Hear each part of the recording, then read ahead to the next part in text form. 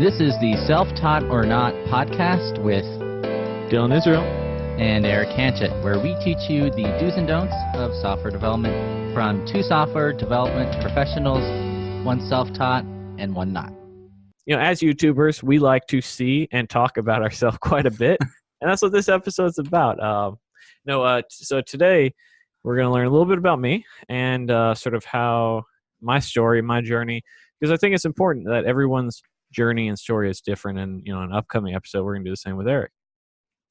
Very cool. Yeah, and I know bits and pieces of Dylan's story. So just like you, the listener, I'll be chiming in and asking questions along the way, try to figure out what is Dylan's origin story? Where I went wrong.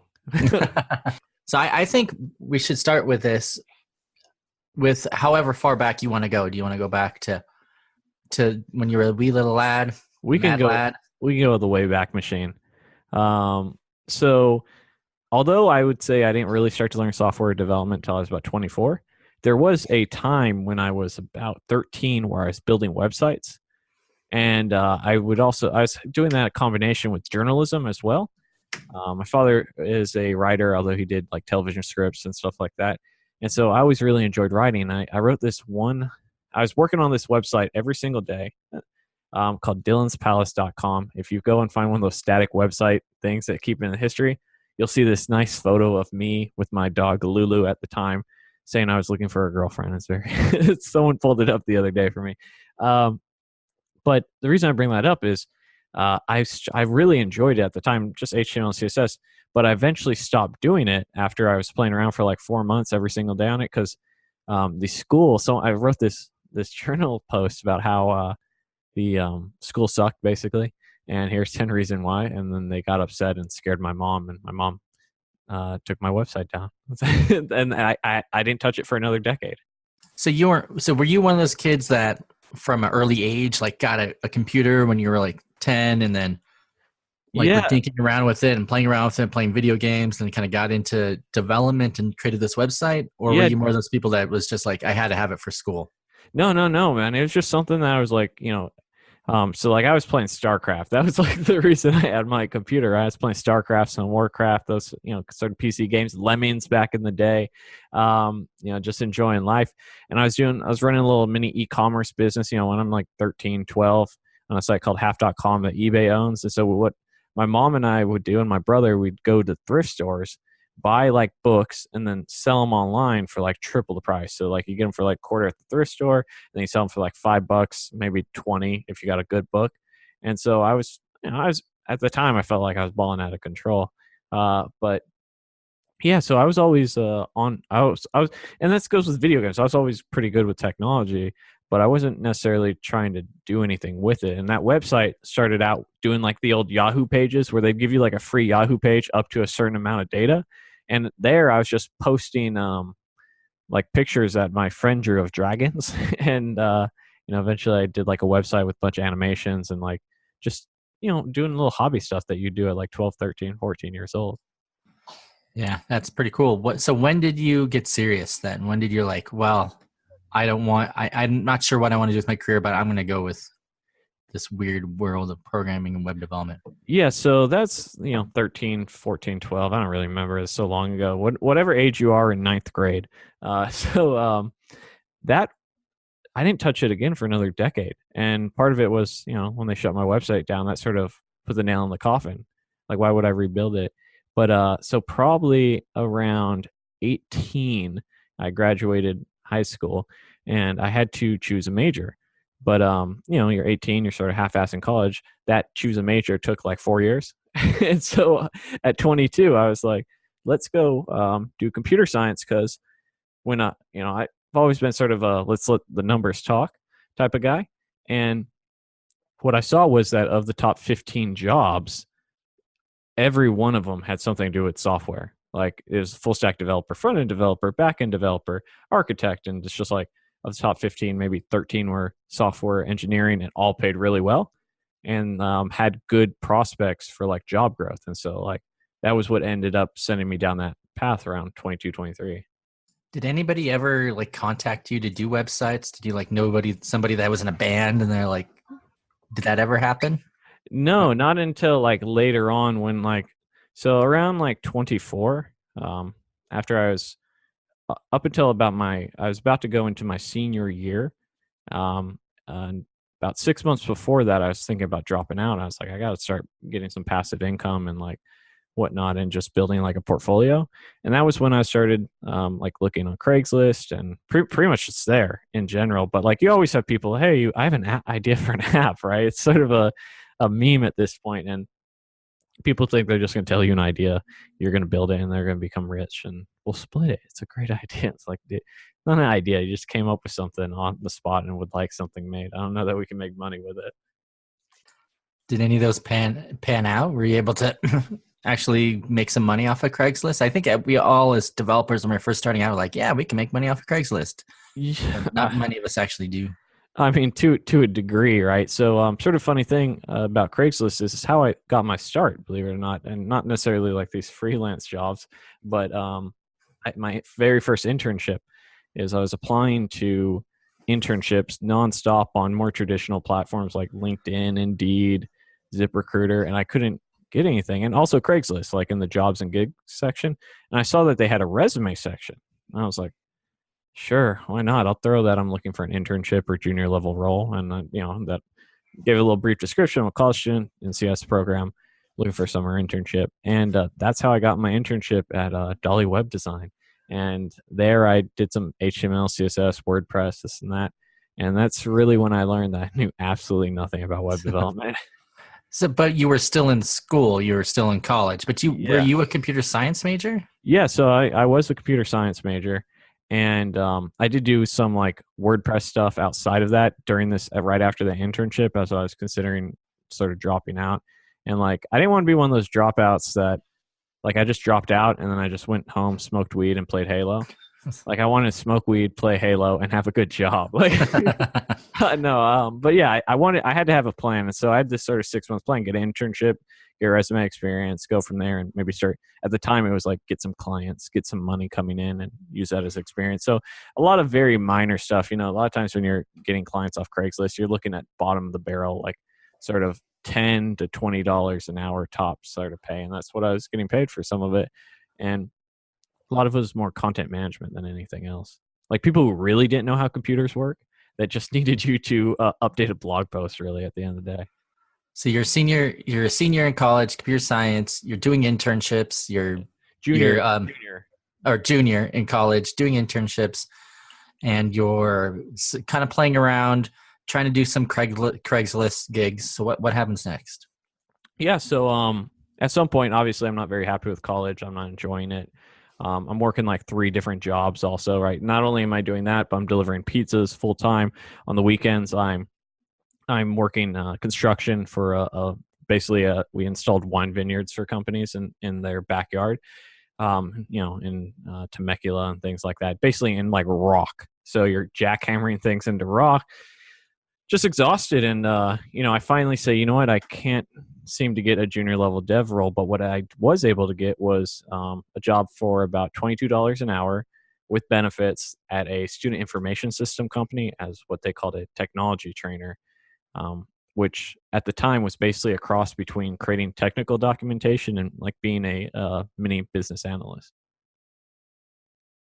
Yeah, that sounds like a great job. It's probably the most experience you learned at that point, but it's still not quite full-time developer. Yeah, no, not even close, right? I wasn't even writing code, but I was getting introduced to things like Agile, Scrum, tools that were used in the industry like Jira. And I also got, we had filmed an episode about mentoring. I also got a little bit of mentoring through that. So like, I remember one weekend in particular where I was like crying, just like crying at my desk, trying to understand what an API was, how to connect to it. And like, this is still so early on that I'm not even quite sure what to Google. I don't understand what the problem is. And I spent all weekend, like literally 20 hours trying to get this API to work properly and all this sort of stuff. And I just talked to him for about 30 seconds. And like all that work I put in and then what he said, it all clicked instantly. But yeah, so I was there about 9 months. And my goal when I interviewed with them, I said, look, I'm good with this role here. And like the reason they hired me was this was about 3 months into starting my YouTube channel, they're like, "Hey, you got a passion for code. You're filming videos. That's something we need." You know, that's how I got hired. Really, my YouTube channel at the end of the day. So, okay, so that's another thing. The YouTube channel kind of came into place when you were at this job. When did school kind of fade out and you were just full time with this job and doing YouTube? Yeah. So when I took this job, I made the decision to drop out of college. So like this, I was all in. Which at this point, I've probably spent like 7 years in college, just sort of half-assing it. Miserable. I was just a miserable 7 years of my life. I didn't enjoy any of it. I bounced between like 3 or 4 different schools. You go from community college to community college, then I finished community college. I finished my general ed, and then I went to a state college. Um, yeah. So at that point, I had that uncomfortable conversation you have to have with your parents, right? And this is why it's like people ask, like I said, uh, another conversation that like I didn't really feel like I was an adult up until this point, until I was like, because I was going to school to make my parents happy and not necessarily what I wanted to do. Um, so yeah, I dropped out and I was like, all right, no going back now, like and while I was working this job for 9 months, I was studying every morning, every night, and on the weekends, some ridiculous amounts, like, sometimes 14, 16 hours a day on a Saturday and a Sunday. But it was the best of times. It was the worst of times. Yeah, I can imagine working just tons and tons of hours, just going to your job, coming home. I'm looking at your channel now and your oldest videos. So the first video I see here from 5 years ago was Java Labs for Noobs, Java Lab 1 comments printing, and Yeah, then Scale 13X Linux walkthrough exhibition section. yeah, that was so like I had toyed around with the idea of creating a YouTube channel a while back while I was still in school, and like, for those of you who know Engineered Truth, there's a career channel on YouTube much larger than mine, around like 350,000 subscribers. He and I go way back to like the 6th grade. So we've been buddies for a while, and he'd be coming over to my house, say, "Hey man, I remember when he's coming over, he's like, I'm making $300 a month. I really enjoy this. I'm going to quit my engineering job and do this full time." I was like, "Cool, man." Then like 3 months later, I'm making $600 a month. And he just kept on coming back, and he was just so happy after he quit his engineering job. And I was just thinking to myself, I need to learn this. And this is before I dropped out, that maybe at the very least, if I want to get up and running as quickly as possible, that I can have this cool video portfolio. And if I make some money, fantastic. I wasn't really planning on making any money with it. The goal has always been to be a software engineer, not a YouTuber. So your topics changed though, because at the beginning you did one programming video. That was your first video on the channel, at least what you still have up now. I'm not sure if you deleted some. And then you did a Linux video 4 years ago, and then you did like unboxings for Yeah. March Darklow, Loot Crate, Subscription Box March, Pet Box, Bulu Box, Ipsy Makeup Box. Yeah, so some people don't know this about me, and I've eliminated this habit, but I really love subscription boxes. And when you're broke as shit, you can't start a subscription box channel. But it was something fun that I was trying to do, as I was still sort of trying to discover what it was that I wanted to do with the channel. And that Linux video, I was working for a short period of time as a writer for a data center. And so I was a contractor with them. They eventually did a restructure, and I was no longer part of the organization. Was that before or after you had this job? Before. Yeah. Oh, so these were before. Mm-hmm. That's funny. So were you discouraged at the beginning when you started YouTube? Because I see even 5 years later, most of these videos don't have more than a couple hundred views. Yeah, so it depends on what was I discouraged? Not at all. It's the honest answer. Would I have liked if they got more views? Yeah. But again, it was about me learning. So like my process was doing the tutorial, then redoing it a lot of the times. And one of the things I think has made me a good like mentor and has helped me learn is just being able to explain topics to people and technologies. And I credit a lot of that to like just doing so many of these sort of one-off tutorials, whether it be Codecademy, Free Code Camp, Solo Learn, Code Wars, all those sort of random code sites that I've done in the past. So when did you start doing the Code Academy free code camp? Was that at the same time you were at this job, or was that after this job? So that was about maybe 3 months before I started. That's really when I say like my channel has started, was when I started doing the Code Academy tutorials.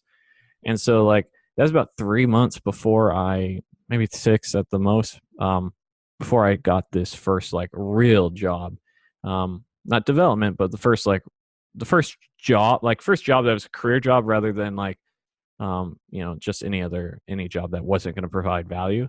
And sometimes people think you have to have this massive channel that does it. At that time, I had maybe less than 500 subscribers in 6 months, and they were just impressed that this is what I was doing, this is what I'm learning. I clearly have a passion. I'm clearly, moving forward with it. It's also what got me my internship partially as well. Is I think I had less than 100 subscribers, and that was something that they found interesting as well. Yeah, so it seems like you did. I mean, you said you put in tons of time. Yeah, there's like 100 videos here that you did just on free Code Camp, Code Academy in that first year, probably. Yeah, I didn't know what the hell I was doing.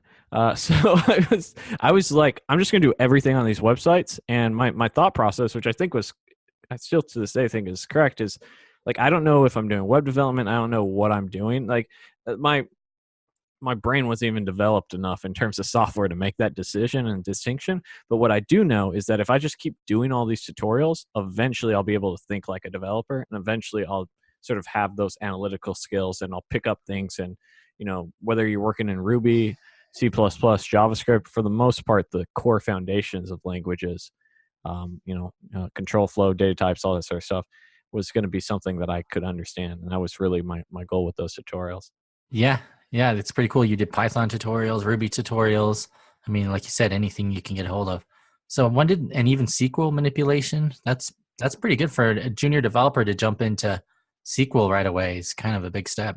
Yeah, I was jumping into anything that literally at one time I did every single thing they had on Code Academy, and it was fantastic. A lot of it was just practice. That was it. So one of the things I tell people again and again is just that consistency, and Code Academy, Free Code Camp, all those sites, that's what they really gave me at the end of the day. So when did you decide that the job you were in wasn't, you mentioned an internship, that was the internship, right? No. There's an internship which was for like 3 months during the summer. They hired me as a contractor, and then I took this job as a technology trainer with the software company. I see. So when did the technology software company end, and what was your next step leveling up? So when I interviewed with them, I made it very clear that I was just like, I can do this role. I'm very excited about the opportunity. And this is something that like maybe people would be very awkward to say, but like when I took it, I just want to let them know, like, this is my goal. I'm going to go and become a software engineer. And so I told them that when I interviewed with them, and about 6 months in, 5-6 months in, I started seeing people come in for interviews for dev roles. And, like they had like glass walls, and I'd be seeing them, giving them things like FizzBuzz or like how to reverse a string, and they'd be bombing it. And I was like, I can do that. Like, like, is that really all it takes? Because I'm there. And so I started looking around, seeing what jobs are out there. And I was like, okay, you know what? I'm ready.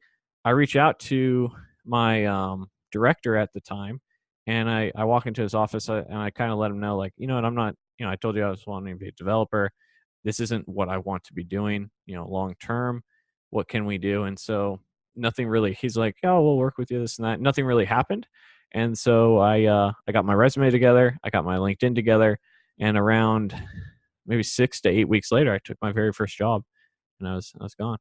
That's one really hard thing that I struggled with, is when I got a chance at a place, I felt a real loyalty to them, even though it wasn't exactly what I wanted. And just moving on from that job was really tough, especially when you're there for a little while.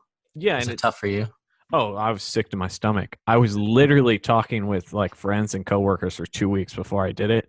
And like a lot of the director at the time, very nice guy, but like, some of us are a little bit introverted, and he was definitely one of those types. And I'm not exactly the most outgoing guy in the world. And so this is a really uncomfortable, I struggle with uncomfortable conversations with my girlfriend. So it's like, even, you're talking about your boss, really your boss's boss. And, it was not a fun conversation. And but I felt justified in it, definitely. And at the end of the day, you have to do what's best for yourself. I brought it up in my interview, and I knew what I wanted. I don't care if they're happy. I care if I'm happy and I'm doing what I want to do in my career. Yeah, and you got to take that leap of faith and believe in yourself that you can do it. So what happened? So what happened with this next job? Are you still when you started the next job? Were you still working full time on your YouTube channel? Yes. Yeah. So I was, those 6 months, I was studying every weekend, every night. So I was doing a lot of free code camp, pretty much everything they had on there, building the projects, the algorithms, whatever. This is their legacy front end certification. If you go to freecodecamp.org, it's sort of deprecated at this point in time, which was really like a lot of jQuery, a lot of APIs, and all HTML, CSS, JavaScript.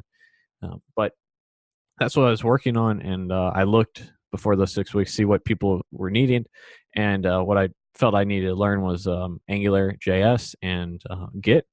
And so I took the job all the way in Florida, and so I was like staying with my mom for about a month. So I knew I was going to be applying for jobs. I moved out of the room I was renting, or the crack shack, as I like to call it, because it was the smallest little hole in the wall that you're paying, $900 a month for in Los Angeles. That it's built by some crackhead. The ceilings were about 7 feet tall, and it was an experience. Let's put it that way.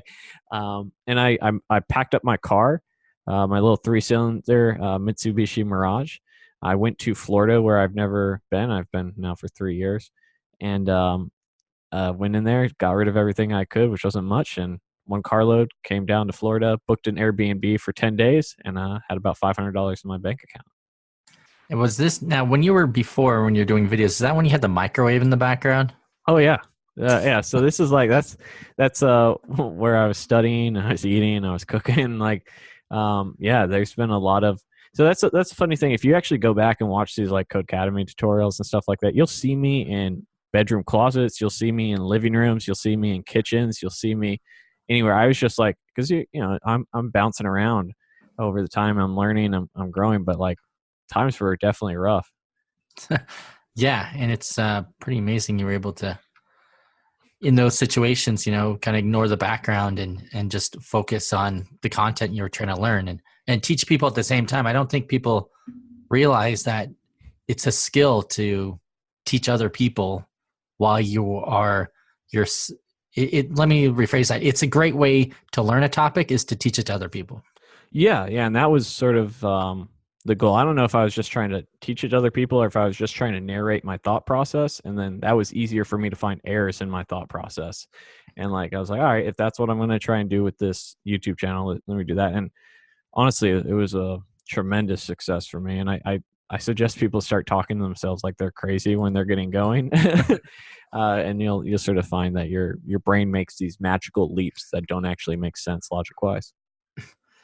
Yeah, that's pretty, exactly how I'm doing it. Actually, just right now, I'm learning all about AWS so I can put together a video later this week or next on that. And I had the same thought process you had, years ago. Well, I'm just going to make a video.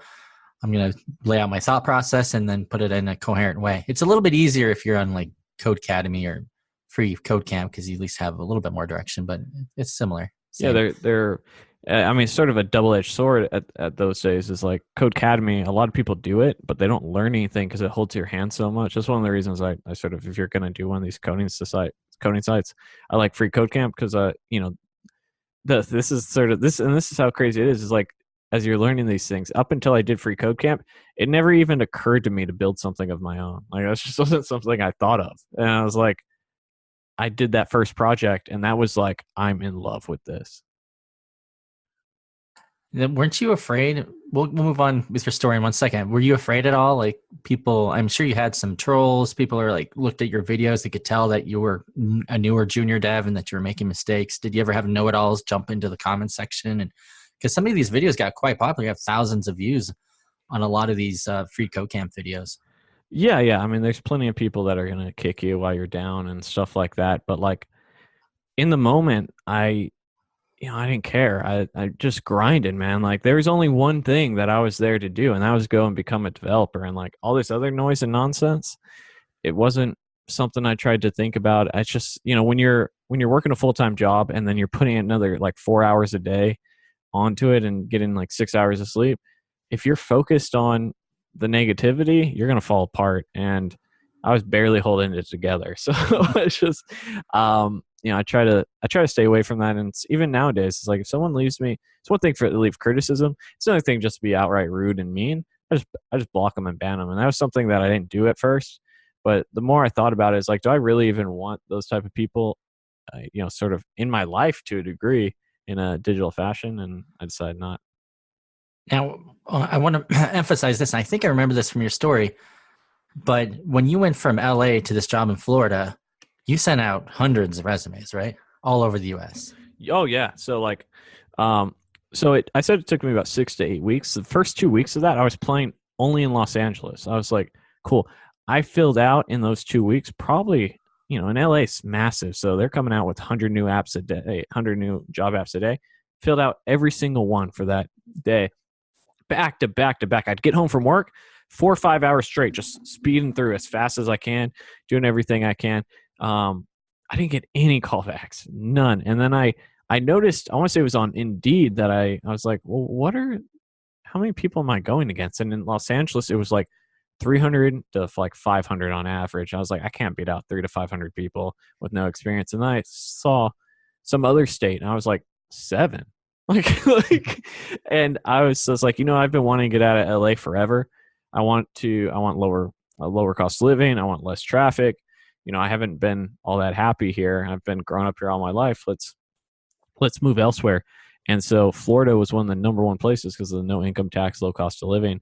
And so once I started applying out of state, after those first 2 weeks, I started getting callbacks. I started talking with recruiters.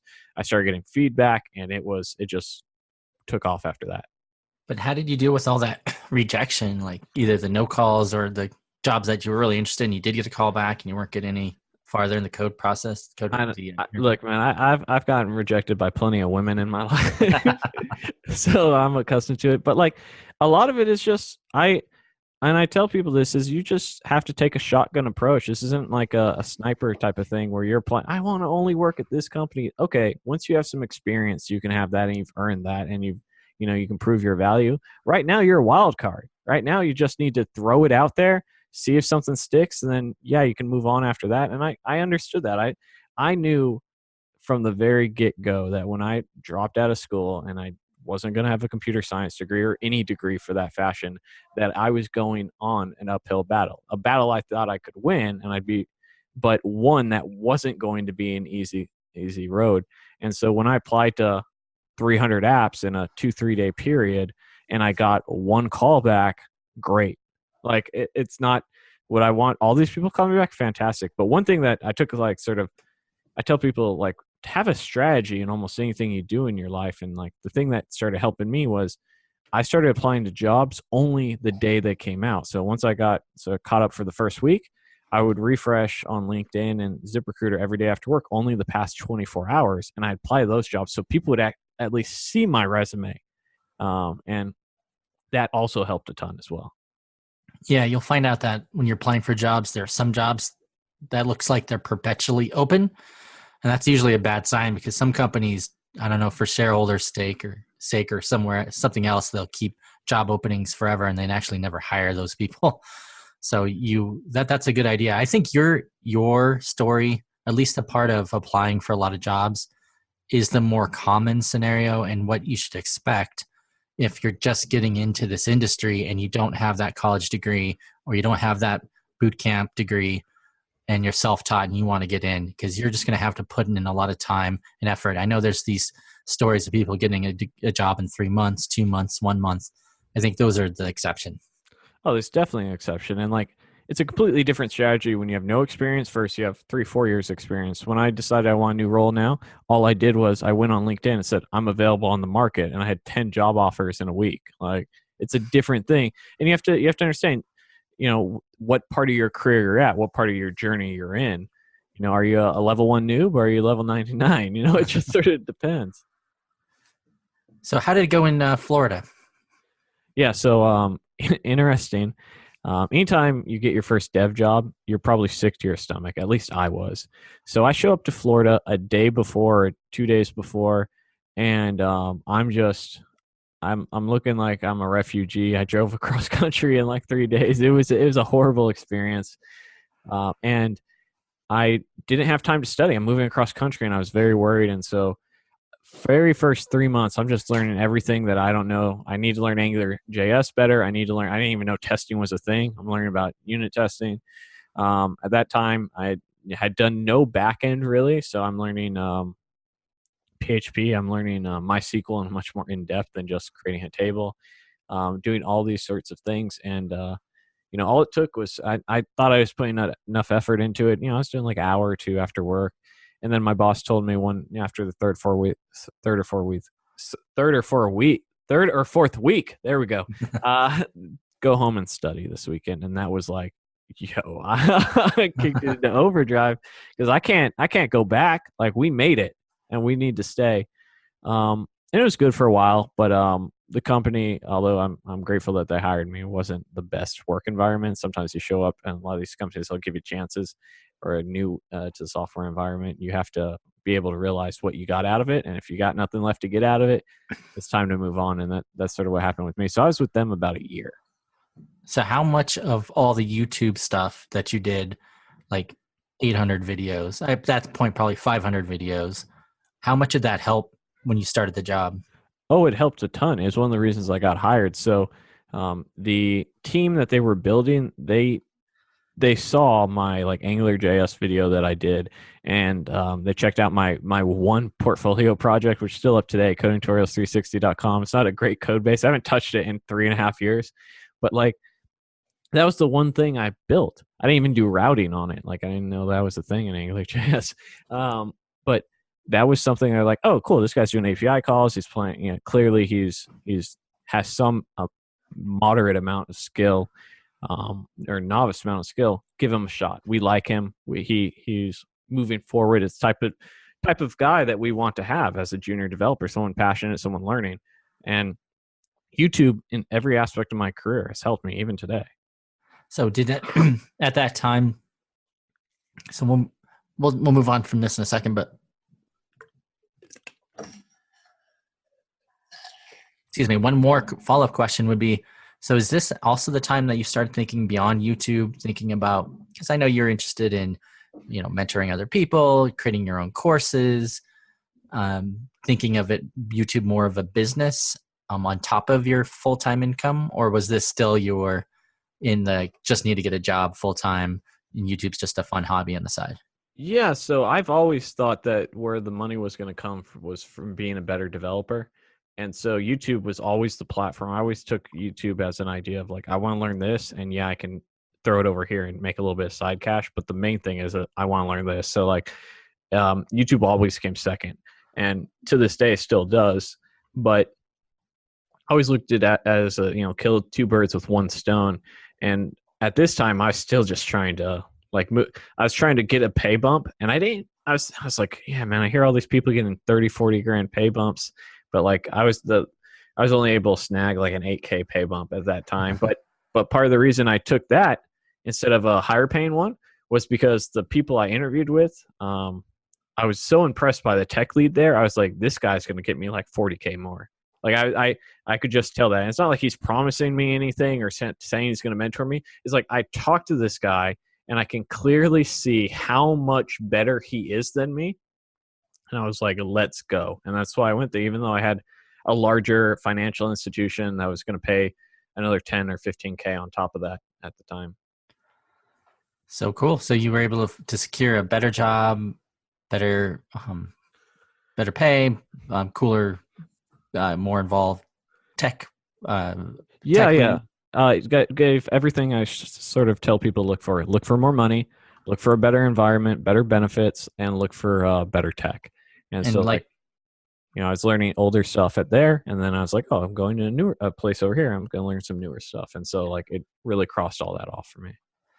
Cool. And like you said, the last job was fine, but you were just looking to move your career along. And I think that's one thing anybody listening has to keep in mind, that you always should be thinking about yourself and although you should have loyalty to your employer, you do have to realize at some point that it's a good idea, unless you're working at like Facebook, Google, or Microsoft, where there's a lot of lateral, a lot of places you can move up and around. It's a good possibility that in your career you're going to move around quite a bit, and that's okay. Yeah, and like that, this up until the job I've had for a week now, I've had that mentality, and so part of it is like always wanting to work my way into a better and larger organization with better benefits and compensation until I can't anymore, and there's rooms for growth. And so started these, a lot of people when they're just getting their foot in the door, they're going to work at these smaller companies that like they have a tech department, but there's not really anywhere for you to go in that tech department unless someone leaves or dies. And that's not what I wanted to do. And part of that was sometimes at these sort of smaller companies, they don't always have the best developers. Not always the case, but sometimes. And you always, especially very early on in your career, need to make sure that you are the worst. Not the worst, but you are not the best developer there, and that you can keep growing because it's so crucial. So that you get to your second job in Florida. So I know a little bit of the story after this, that you went through a couple different jobs until the one you have now. So maybe we could kind of summarize that. Yeah. So I worked for about a year. I get a pay bump of about 45%, and I stay there for about another 6 months, but I'm sort of unhappy. I leave because I think I don't have anything left to learn in this organization, but sort of, in my opinion, goes downhill. And then I go and work another job where I actually get laid off after about 3 months, but they do me right. They give me some severance. And then I take a job all the way out in Idaho. I don't like it. I quit after 3.5 days. And then I come back to Florida, where I bought a house in this period of time. And, we had talked a little bit about monetizing YouTube and doing things like that and growing skill set. And that's really what I was doing the last 1.5 years in various ways. And then, now I'm at one of the world's largest accounting and consulting companies, and really enjoying life, and, have at the company that has a lot of cool tech, a lot of great benefits, compensation, a lot of room for growth. So very excited about that. That's really cool. I want to unpack one thing before we wrap up here. So you had left your job and you went to a job where it lasted 4 months before you got laid off? Like, and we had 3 or 2.5. It was like 2.5, 3. So did you have instant regret at that point that you shouldn't have moved to that job, or were you happy that you moved? I know we had a whole layoff episode, but yeah. So I think this is important, and this is more of a lesson in decision making. So like, making a correct decision shouldn't be results driven. This is something out of like poker, where like in poker you're supposed to do what is statistically the best option, and you shouldn't worry about whether you won or lost. And that's the same way I feel about these decisions. Is even the one in Idaho. It's like the moving across country cost me $7,000 and a lot of time, effort, and energy, but it was the right decision at the time. And there's lessons that can be learned. And does that sort of situation suck? Yeah, but it was the correct decision at the time. And even though it didn't work out, I'm still glad that I made them. Yeah, I think that's good to have, especially in life in general, is not to always don't live your life looking through the rear view mirror and just try to question everything you've done and have lots of regrets, because that's not good. I mean, if you take the best choice at the time, you have those pocket aces and you get cracked on the river because someone gets trips. Yeah, I mean, you played your best hand. You went all in. Yeah, I mean, what I tell people also, what's the alternative? Is the alternative to stay at some place that you're unhappy with? Is the alternative not to take a chance, even if it's a little bit higher risk, but the reward is so much greater? These are things you have to weigh the pros and cons of, because at the end of the day, the only person looking out for your career is you. People, and I have this sort of strange thing with, sort of strange to say this, but companies are going to do what's best for them, and you should do what's best for you. And sometimes that means, putting your interests first and just being a savage about it. And that's just sort of how you have to be if you want to work in corporate America, really. Yeah, and you hear these stories about someone that's been at a corporation for 30 years and they somehow did 20 different positions, and they started off as the janitor and they became the CEO, but I think those are pretty rare. And it's like, you can hear like where they kind of Forrest Gumped themselves, just random circumstances happened and they were able to make a career out of themselves. But I think for most people, you need concerted effort and a strategy in your career and where you want to go, how much you want to make. And just by being blindly loyal to one place and hoping that you're going to get that raise or hoping you're going to get that promotion is probably not the best bet. Yeah, it's much better to go and just get it. And like statistically speaking, you're more likely to get a raise and a promotion by leaving than staying at most organizations. And so like there's people I've worked at these jobs that have triple the amount of experience I have, are in Los Angeles from my tech role and make less than I make because they have stayed at this job, not increased their skills and not even showed them a counteroffer. They're just taking the 3 or 5% pay bump, and they're, if I took a 3 or 5% pay bump, I'd be losing so much money. Instead, go out and get a 40% raise in a year. Yeah, exactly. I think it's also just human nature. Change is really hard for most people. If it's anything in life, from moving to relationships, to jobs, anytime change happens, most people avoid it. So it's hard to really take that into mind. Yeah, if there's one thing I could tell people from sort of my story is that what has sort of made me successful, other than consistency and having and putting the work in, is being willing to take those big chances that, when I moved across country to Florida, no one other than my girlfriend believed any of it was going to work out. My parents, they just smiled and nodded. And my friends were like, yo man, do you? But I saw the picture. Even when I dropped out of school, I knew what was going to happen before everyone else did.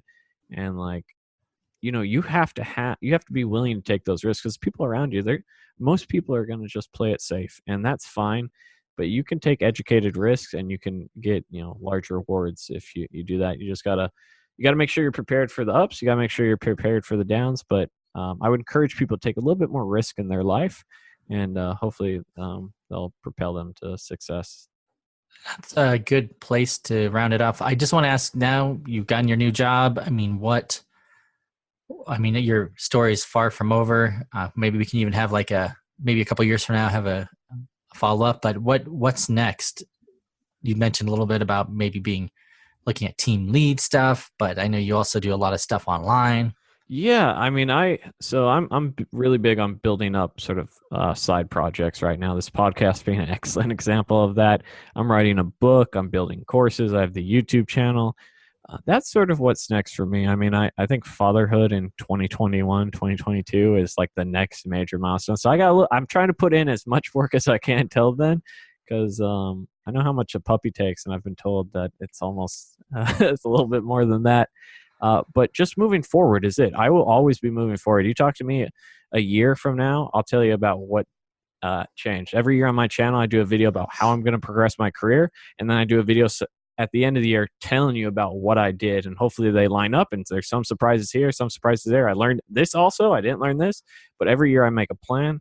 This year's plan is to finish this book, finish this course, do a podcast, go to several conferences. I've already gone to my very first real one this year, and I'm hoping to talk at some meetups. So just every year trying to progress. Cool. Thanks again. Yeah. As always, guys, you can check out the story on a daily basis, youtube.com/codingtutorials360. That's my shameless plug, which I'm sure we'll have in the description somewhere, but let's end it on that.